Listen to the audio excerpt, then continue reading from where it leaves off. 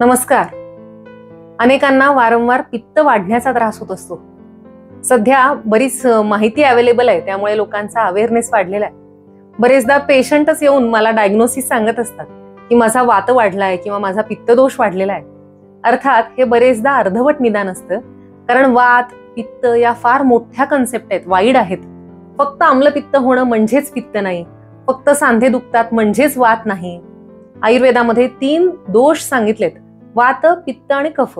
हे अर्थात प्रत्येकाच्या शरीरात असतातच, कारण हे मूलभूत घटक आहेत. आणि प्रत्येकाची जन्मजात प्रकृती असते, त्यानुसार या दोषांचं शरीरातलं प्रमाण आहे ते कमी अधिक असतं. जेव्हा निरोगी अवस्था असते तेव्हा हे दोष समस्थितीत किंवा बॅलन्स स्थितीमध्ये असतात. पण कुठल्याही कारणानं दोष प्रकुपित झाले तर शरीरावर, मनावर त्याची लक्षणं दिसायला लागतात. आजच्या व्हिडिओमध्ये आपण पाहणार आहोत की जर तुमच्या शरीरात पित्तदोष वाढलेला असेल किंवा पित्तदोष डॉमिनंट असेल, जर तुम्ही पित्त प्रकृतीचे असाल तर कोणती लक्षणं दिसू शकतात, अशा व्यक्तींना कोणकोणत्या समस्या होऊ शकतात, आणि हे वाढलेलं पित्त आहे ते कमी करण्यासाठी आपल्याला कोणते उपाय करता येतात, कोणत्या आहाराचा, कोणत्या विहाराचा, गोष्टींचा वापर करता येतो आणि काय काळजी घ्यावी लागते. याचबरोबर आयुर्वेदानुसार काही चिकित्सा करून हे वाढलेलं पित्त कसं कमी करता येईल याबद्दल आजच्या व्हिडिओत आपण सविस्तर माहिती पाहणार आहोत. मी डॉक्टर स्मिता बोरा, आयुर्वेद तज्ज्ञ, आणि स्वागत आहे तुम्हा सगळ्यांचं अर्हम आयुर्वेद या आपल्या शास्त्रीय युट्यूब चॅनलमध्ये, जिथे आपण आयुर्वेदाचे सिद्धांत आपल्या दैनंदिन जीवनशैलीत प्रॅक्टिकली कसे वापरता येतील यावर चर्चा करत असतो.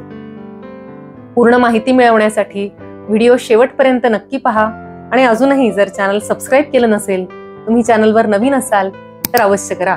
सर्वात आधी हे समजून घेऊया की जर पित्त वाढलेलं आहे की नाही, नेमकं म्हणजे पित्त वाढल्यामुळे कोणकोणते त्रास होऊ शकतात हे आधी समजून घेणं महत्वाचं आहे. आयुर्वेदामध्ये पित्त या घटकाचे काही गुण सांगितलेत. त्यामध्ये सांगितलंय पित्तम सस्नेह तीक्ष्ण उष्णम लघु विस्त्रम सरम द्रवम. म्हणजे हा गुणांचा एक समुच्चय किंवा एक ग्रुप आहे जो पित्ताचं प्रतिनिधित्व करतो. स्निग्धपणा, तीक्ष्णपणा, उष्णता, हलकेपणा म्हणजे लघुता, विस्त्र म्हणजे काय तर एक विशिष्ट आणि तीव्र गंध असतो त्याला, सर म्हणजे गतिमान, आणि द्रव हे पित्ताचे गुणधर्म सांगितलेले आहेत. पण हे जर नॉर्मल पित्त गरजेपेक्षा अधिक वाढलं तर अनेक त्रास होऊ शकतात. जर असं पित्त वाढलं तर काय काय त्रास होऊ शकतात, तर शरीरामध्ये खूप उष्णता जाणवू शकते, कारण हे उष्ण आहे. हातापायांची, डोळ्यांची आग होणे, तसंच जर पित्ताची द्रवता वाढली तर मळमळ होणे, उलटीसारखं वाटणे, खूप घाम येणे किंवा घामाला दुर्गंधी येणे, तसंच अंगावर फुरळ येणे, केसांची संबंधित समस्या, केस गळणे, अकाली पांढरे होणे, त्वचेवर लवकर सुरकुत्या पडणे, अशा प्रकारचे त्रास पित्त वाढलं की होऊ शकतात. पित्त वाढलं की पचन सुद्धा बिघडतं. दिवसातून जास्त वेळा मलप्रवृत्ती होणे किंवा वारंवार जुलाब होणे अशी लक्षणं सुद्धा दिसू शकतात. जेव्हा लघुता वाढते तेव्हा खूप थकवा येऊ शकतो. पित्तामधला जो स्निग्ध गुण आहे तो जास्त वाढला तर त्वचा खूप ऑइली होते, त्यामुळे पिंपल्स येणे किंवा बेंड येणं, फोड येणं अशी लक्षणं दिसू शकतात. पित्त आणि रक्त हे 2 घटक आश्रयी आहेत, म्हणजे एकमेकांवर प्रभाव टाकणारे आहेत. जेव्हा पित्त वाढतं तेव्हा रक्तदुष्टी पण होते आणि त्यामुळे त्वचा विकार होतात. तर ही झाली शारीरिक लक्षणं जी पित्त वाढल्यामुळे आपल्याला दिसतात. पित्त वाढल्यामुळे काही मानसिक लक्षणं सुद्धा दिसतात. जेव्हा पित्त दोषाचा प्रकोप होतो तेव्हा खूप जास्त राग येतो, खूप चिडचिड होते. आपण एक म्हण वापरतो ना, तळपायाची आग मस्तकात जाणे, तशा प्रकारचा राग येतो. पित्त प्रकृतीचे लोक फार संवेदनशील असतात. त्यांच्या मनाविरुद्ध एखादी छोटीशी गोष्ट झाली तरी ते सहन करू शकत नाहीत. आणि हेच पित्त जर खूप वाढलं तर धैर्य कमी होतं, त्यामुळे उतावीळपणा, पेशन्स कमी होणं अशी लक्षणं दिसतात. शारीरिक दृष्ट्या आणि मानसिक दृष्ट्या अशा दोन्ही प्रकारे ही पित्त वाढल्याची लक्षणं आहेत जी आपण ओळखू शकतो. आता ही झाली लक्षणं. पित्त वाढण्याची कारणं कोणती ती सुद्धा दूर करणं खूप महत्वाचं आहे. आयुर्वेदामध्ये सांगितलंय निदान परिवर्जनम, म्हणजे आजाराचं मूळ कारण दूर करणं ही चिकित्सेची पहिली स्टेप आहे.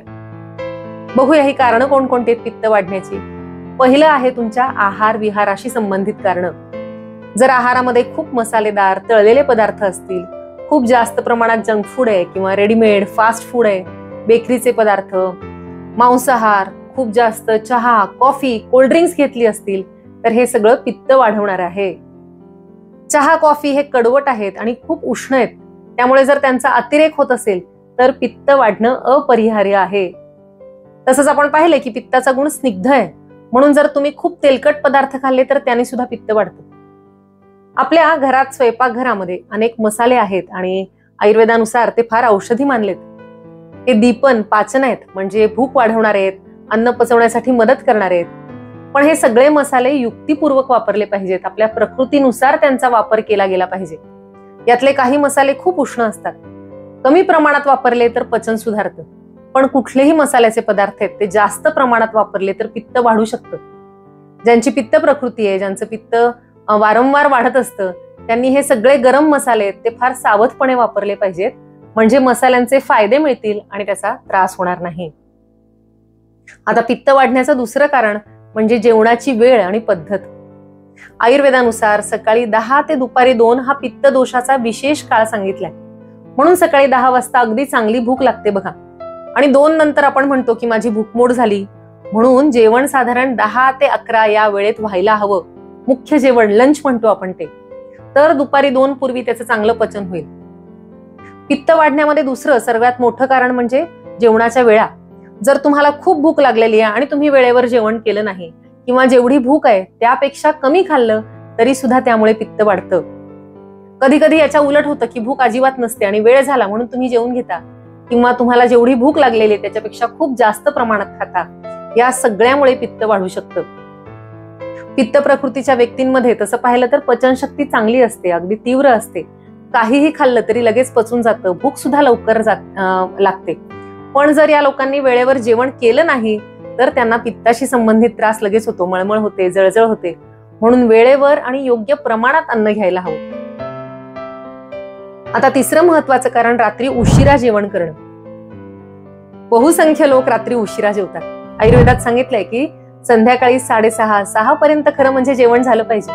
कारण तुम्ही जर रात्री 10, 10:30 पर्यंत झोपत असाल तर झोपेच्या आधी किमान 3-3.5 तासांचं अंतर हवं. कारण जेव्हा आपण जेवतो तेव्हा ते अन्न पचन संस्थेमधून स्टमक, इंटेस्टाईन अशा अवयवांमधून पुढे ढकललं जातं आणि त्याला किमान 3 तास लागतात. जेव्हा अन्न नीट पुढे सरकतं, पचतं, तेव्हा तुम्हाला हलकेपणा वाटतो आणि मग रात्री झोप नीट लागते, सकाळी फ्रेश वाटतं. पण जर रात्री उशिरा जेवलात, सूर्यास्तानंतर पचनशक्ती मंद झालेली असताना जेवलात, तर ते अन्न न पचता पोटात साचून राहतं. त्यामुळे सकाळी जडपणा वाटतो किंवा छातीत जळजळ, मळमळ होते. म्हणून रात्रीचं जेवण शक्य तितकं लवकर आणि हलकं असायला हवं. चौथं कारण आहे पित्त वाढण्याचं जागरण. तुम्हा सगळ्यांना अनुभव असेल की आपण जागरण केलं की दुसऱ्या दिवशी पित्त जाणवतं. कारण रात्रीचा दुसरा प्रहर आहे हा पित्ताचा काळ आहे. रात्री 10 ते मध्यरात्री 2. जर या काळात तुम्हाला शांत झोप लागली नाही तर पित्त विचलित होतं. अनेक विद्यार्थी आहेत, व्यावसायिक आहेत, काम आहे, अभ्यास आहे म्हणून खूप उशिरा झोपतात.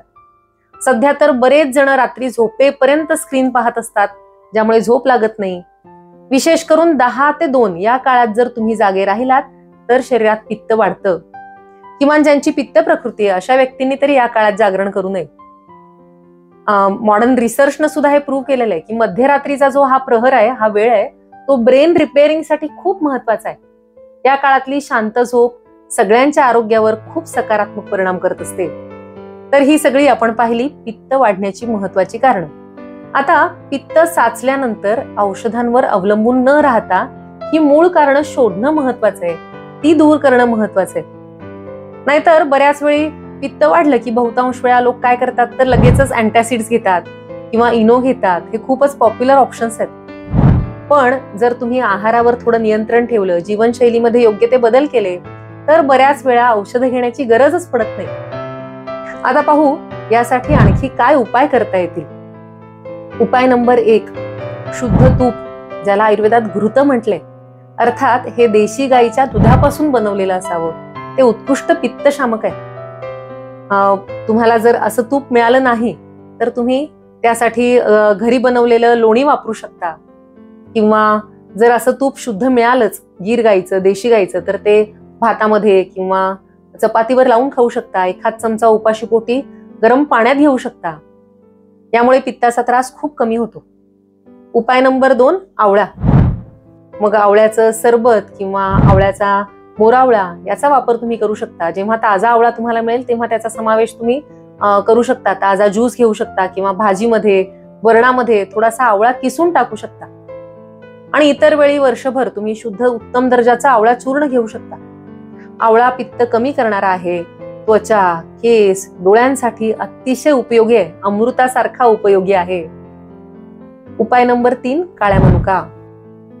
रात्री साधारण 10-15 काळ्या मनुका पाण्यात भिजवून ठेवायच्या आणि सकाळी या मनुका खायच्या आणि ते पाणी सुद्धा पिऊन टाकायचं. दिवसाची सुरुवात करण्यासाठी हे फार छान कॉम्बिनेशन आहे. पित्तशामक आहे आणि मृदू विरेचन करणार आहे, म्हणजे तुम्हाला पचनाच्या तक्रारी असतील तर त्याही कमी करणार आहे. उपाय नंबर 4, सुके अंजीर. जर शरीरात उष्णता असेल, वारंवार पित्ताचे त्रास होत असतील तर सुक्या अंजिराचा खूप फायदा होतो. हे स्निग्ध आहे आणि गुणांनी थंड आहे. जर तुम्हाला खूप थकवा असेल तर तुम्ही रोज सकाळी उपाशीपोटी 2 भिजवलेले अंजीर खाऊ शकता. आता तूप, आवळा, काळ्या मनुका, अंजीर या सगळ्यांचे आपण सविस्तर व्हिडिओ बनवलेले आहेत. अधिक माहितीसाठी तुम्ही हे सगळे व्हिडिओ नक्की पहा. इसबगोल, ज्येष्ठमध, आरगवध, बाळहिरडा, बडीशोप आणि गुलाब पाकळ्या अशा काही सौम्य आणि पित्तनाशक औषधांनी बनवलेलं हे ईज 5 नावाचं चूर्ण आहे. ते आपल्या कॅटलॉग मध्ये सुद्धा आहे. हे सौम्य आहे आणि पित्त बाहेर काढून टाकणार आहे, लहान मुलांपासून वृद्धांपर्यंत. उन्हाळ्यामध्ये घेण्यासाठी खूप आयडियल आहे, कारण यातली औषधं पित्त रेचक आहेत, मृदू आहेत, सौम्य आणि शीतल आहेत. साधारण 1 मोठा चमचा चूर्ण आठवड्यातून तुम्ही एकदा रात्री झोपण्यापूर्वी घेऊ शकता, ज्यामुळे दुसऱ्या दिवशी 2 ते 3 वेळा मलप्रवृत्ती होईल आणि पित्त पडून जाईल. त्या दिवशी विश्रांती घ्यावी. खाणं पिणं अगदी हलकं घ्यावं, म्हणजे मऊ भात किंवा मूग डाळ आणि भाताची मऊ खिचडी. शरद ऋतूमध्ये तुम्ही असं हे विरेचन मधून मधून करू शकता, कारण त्या काळात सगळ्यांच्या शरीरात पित्त थोडं वाढलेलं असतं. तर हे झाले पित्त कमी करण्यासाठीचे महत्वाचे उपाय. आजच्या व्हिडिओत आपण काय काय पाहिलं तर पित्त दोष म्हणजे नेमकं काय, त्याची शारीरिक आणि मानसिक लक्षणं कोणकोणती, आहारात आणि विहारात काय बदल करायला हवेत, घरी आपण काय उपाय करू शकतो. हे सगळे जर उपाय किंवा उपक्रम जर सातत्यानं अंमलात आणले तर पित्त दोषावर नियंत्रण ठेवणं सहज शक्य आहे. आजचा व्हिडिओ तुम्हाला उपयोगी वाटला असेल तर लाईक आणि शेअर करायला विसरू नका आणि चॅनल सबस्क्राईब करायचं राहिलं असेल तर नक्की करा. भेटूया पुढच्या व्हिडिओतून. शुभम भवतु. धन्यवाद.